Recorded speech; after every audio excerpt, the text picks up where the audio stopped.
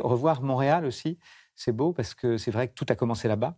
Je vivais à ce moment-là entre la France et le Canada, mais plutôt côté Canada et dans le décalage horaire, dans des chambres d'hôtel. J'étais aussi un peu par terre parce que je m'étais fait salement larguer et le mélange de tristesse, de décalage horaire, ça m'a donné l'autorisation d'écrire une histoire et donc je me suis planqué dans un café, place Jacques-Cartier, en septembre 99 et là j'ai écrit effectivement la première phrase du premier livre, et puis le premier livre a suivi, et puis l'aventure se poursuit encore aujourd'hui, 25 ans après. Ouais. C'est quoi l'acte d'écrire pour vous ? C'est en tout cas se plonger dans une forme de solitude voulue, volontaire et féconde, fertile. C'est-à-dire que souvent ça fait peur la solitude aux gens, moi pas du tout. Je suis un garçon sociable, j'adore la vie, j'adore que ça vibre, etc.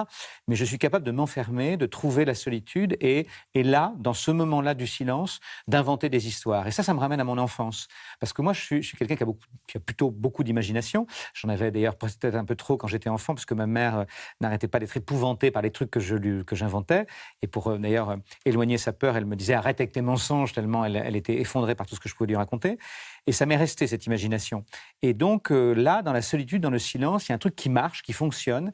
J'invente des histoires, j'invente des personnages, je crée une narration, je trouve une voix, j'essaye en tout cas, une musique, un rythme, et j'y vais. Et donc c'est un moment vertigineux et en même temps qui est très difficile à partager avec qui que ce soit. C'est-à-dire que même avec la personne avec qui je vis, je ne peux pas raconter ça.